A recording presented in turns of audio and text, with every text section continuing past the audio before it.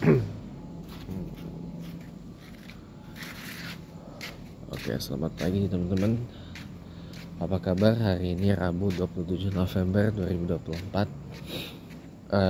Kita bakal ngelewatin TPS di mana warga RW 08 Bumi Bintara Permai, Pesanggerahan, Jakarta Selatan bakal menggunakan hak pilihnya pada Pilkada serentak tahun 2024 hari ini, tanggal 27 November 2024. Tapi sebelum itu saya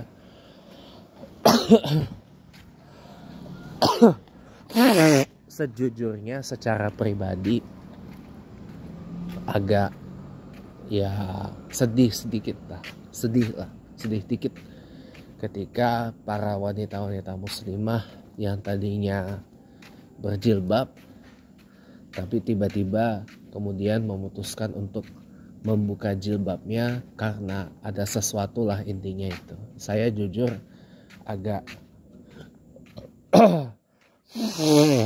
menyayangkan gitu.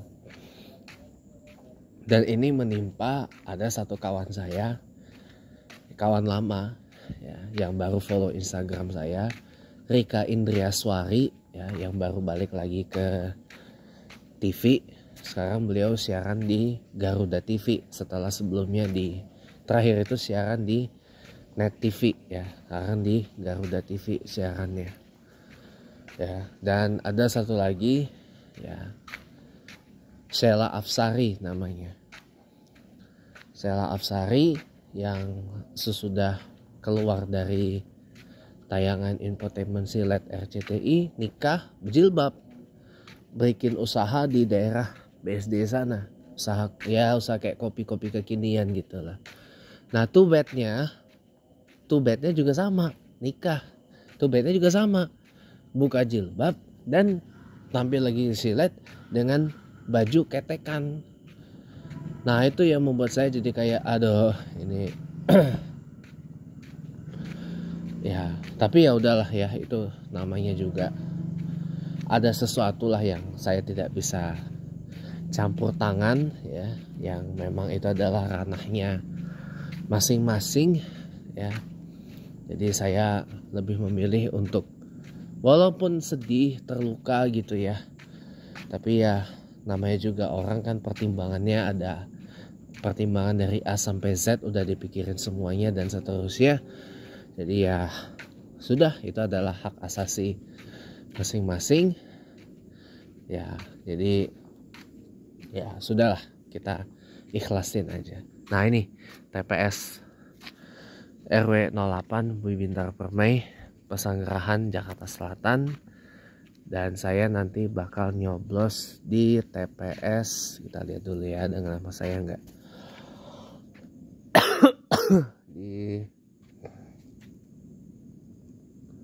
di jalan, saya tinggalnya di Jalan Melati Raya ya kan? Jadi kita lihat dulu ya. Ini by Abjad ya.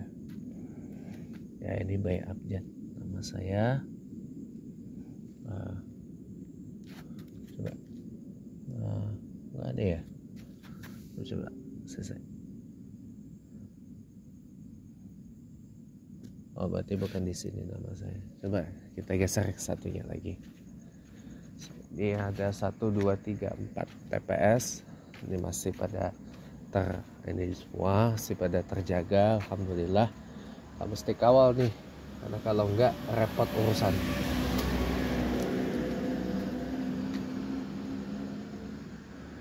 Coba saya nyoblos nanti di sini nggak ada namanya. Biasanya di sini. Kita coba ke sana yuk. Ini TPS berapa? TPS 42. Ini TPS 43. Coba kita ke sana dulu ya. Kok nama saya belum ada. Saya memang nggak lihat di surat undangannya saya bos di TPS berapa, tapi nggak apa-apa, kita lihat sekilas ya. Ini suasana TPS jam 4.43 pagi waktu Indonesia Barat.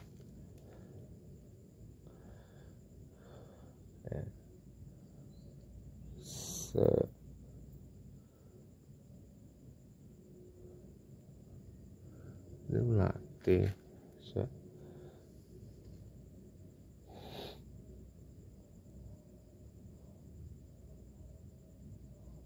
Ada nama adik sepupu saya tuh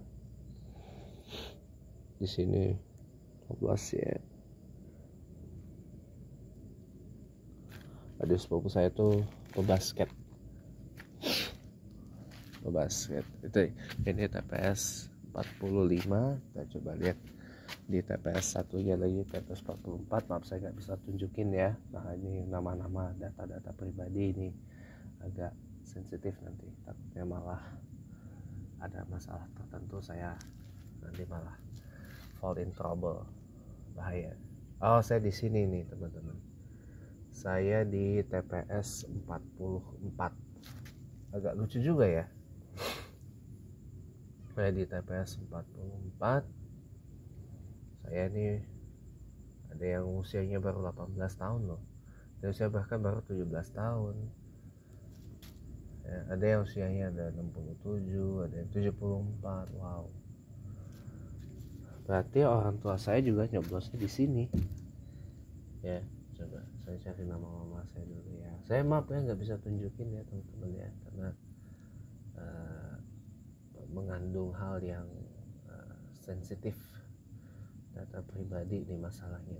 Nah kok lucu ya. Nah, kalau saya di sini nyoblosnya, saya di sini nyoblosnya.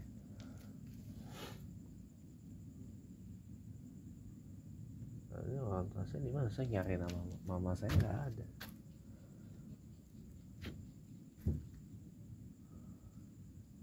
Oh.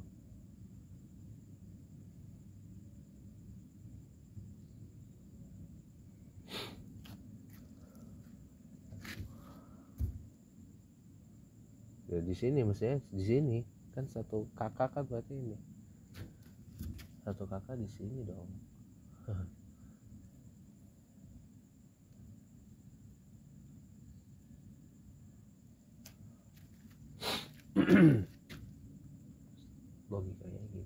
logikanya gitu ya.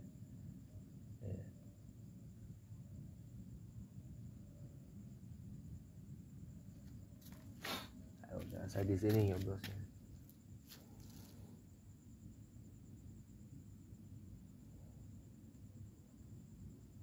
Nah, adik saya juga nggak ada nih namanya di sini.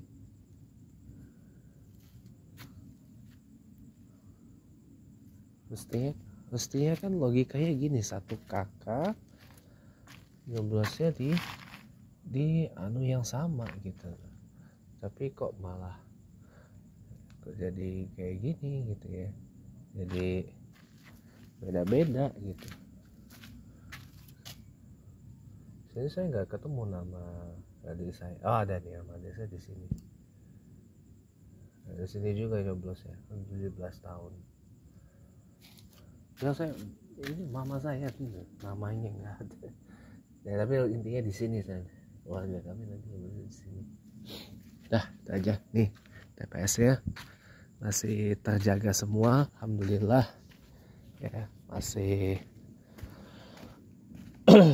steril ya, alhamdulillah. Maaf ya tadi saya nggak tunjukin nama-namanya karena ya menyangkut nanti data pribadi, repot nanti malah dipublikasi, malah bahaya kan. Jadi saya lebih memilih untuk tidak menampilkan nama-namanya. Oke. Jadi sekali lagi ya, ini suasana TPS ya. Kalau dari jalan kita mulai dari jam 8 ya, jam 8 pagi sampai jam 1 siang waktu Indonesia Barat. Dan hasil quick countnya, hitung cepatnya keluar paling cepat nanti jam 3 sore. Tapi ingat ya, quick count itu bukan hasil akhir. Hasil akhirnya itu ada di rekapitulasi KPUD masing-masing. Dan biasanya rekapitulasi manual KPUD Jakarta itu kemungkinan sih nggak nyampe sebulan. Nggak nyampe sebulan kelar, insya Allah ya. Nggak nyampe sebulan kelar ya, insya Allah. Tapi kalau nggak nyampe sebulan kelar ya, insya Allah ya. Mudah-mudahan tetap kita kawal suara kita, jangan sampai suara kita dicurangin, apalagi kita kena serangan subuh nih. Bahasa serangan subuh. Iya, kena serangan subuh. Ya, bicara tentang apa ya, mahalnya biaya politik Indonesia ini kan disebabkan karena ini kan nggak ada pembatasan masa jabatan untuk misalkan nih para anggota DPR. Jadi anggota DPR itu bebas mau menjabat berapa kali terserah gitu loh. Memang presidennya memang anggota parlemen, terkhusus lower house, memang masa jabatannya nggak dibatasin gitu loh, mau berapa periode. Itu kalau lower house, kalau majelis rendah ya. Tapi kalau upper house biasanya ada pembatasan biasanya. Kayak di Filipina ya kan, senator Filipina itu cuma dibatasi maksimal 2 periode dikali 6 tahun masa jabatan. Nah, senator di Filipina tuh, Senat Filipina itu upper house, majelis tinggi parlemen Filipina gitu. Kalau senator Amerika USA nggak dibatasin. Memang presidennya seperti itu, kita jangan menyalahkan harus ini, presidennya memang seperti itu. Tapi memang jujur aja, saya kalau ada wacana pembatasan masa jabatan untuk anggota legislatif, saya setuju. Karena biar bergantian gitu loh dengan wajah-wajah baru yang lebih segar, yang lebih fresh, membawa wacana-wacana yang baik, yang bagus, yang konstruktif gitu ya. Ya itu malah saya setuju gitu loh. Tapi kembali lagi, karena presidennya atau presidennya adalah anggota parlemen itu unlimited term limits ya, nggak dibatasi masa jabatannya, jadi ya udah gitu loh. Yang menentukan dia mau lanjut atau tidaknya berkarir sebagai anggota parlemen itu adalah yang bersangkutannya itu sendiri, baik itu di lower house maupun di upper house ya, baik itu di majelis rendah maupun majelis tinggi, bahkan di parlemen lokal. Di parlemen lokal itu juga sama, unlimited, gak terbatas juga mau masa jabatannya berapa lama. Ya karena yang menentukan maju enggak ya dia sendiri. Kalau memang dirasa masih mau lanjut, calon lagi di pemilu berikutnya. Kalau kan masa jabatannya kan 5 tahun loh di sini kan.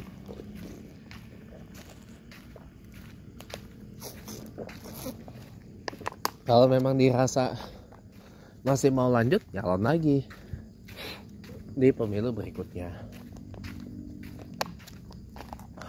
Kalau dirasa udah, ya stand down.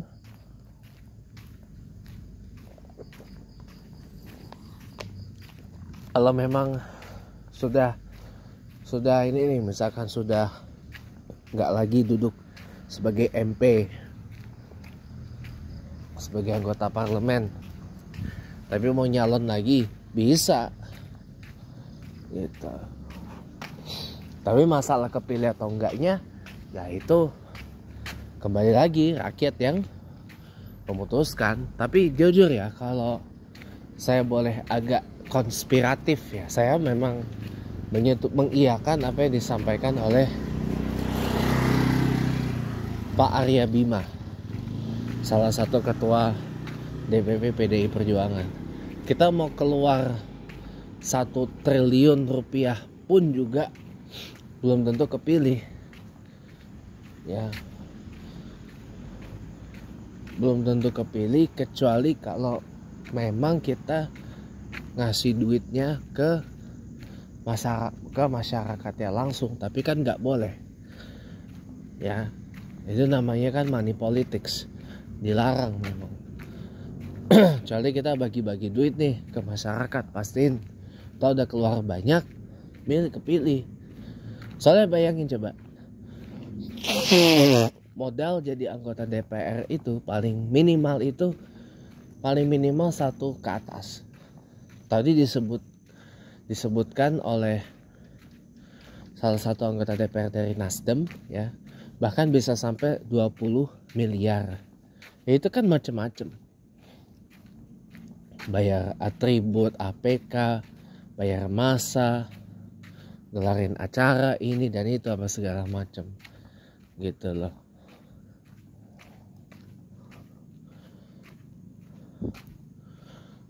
Kalau saya setuju ya gini teman-teman. Ada budget cap, sama seperti di F1. Ada budget cap ya. Budget cap dalam pengeluaran selama kampanye, baik itu jadi calon legislatif maupun jadi calon kepala daerah maupun calon presiden. Ada budget capnya, dibatasi berapa gitu. Jadi seperti di F1, di F1 ini sudah menerapkan budget cap, ada batas maksimal anggarannya berapa. Jadi gak ada istilah tim-tim yang duitnya terbatas itu gak bisa berkembang, ya kan? F1 sebelum ada budget cap, tim-tim yang gak bisa berkembang rungkat teman-teman.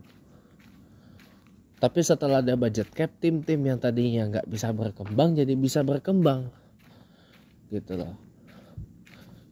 Nah terkendala di permodalan gitu. Jadi ya kalau saya ya lebih setuju itu yang diterapkan, budget cap, agar satu, biaya politik kita ini nggak terlalu mahal ya. Biaya untuk nyalon itu juga nggak terlalu mahal. Mahalnya biaya politik ini kan karena nggak ada budget cap, karena nggak ada batas atasnya. Contoh misal pengeluaran budget capnya di limit maksimal 500 juta rupiah pengeluaran untuk kampanyenya, untuk semuanya. Nah itu akan menolong politik kita jadi lebih sehat. Dan itu juga akan memberi kesempatan kepada orang-orang yang duitnya terbatas, gak nyampe miliaran, untuk bisa berkampanye juga. Yang penting budgetnya tidak melebihi dari, misal budgetnya tidak melebihi dari angka 500 juta rupiah gitu kalau saya. Jadi lebih baik dikenakan budget cap daripada yang aneh-aneh itu. Oke, sekian, terima kasih. Saya udah sampai rumah. Selamat pagi, sampai jumpa lagi.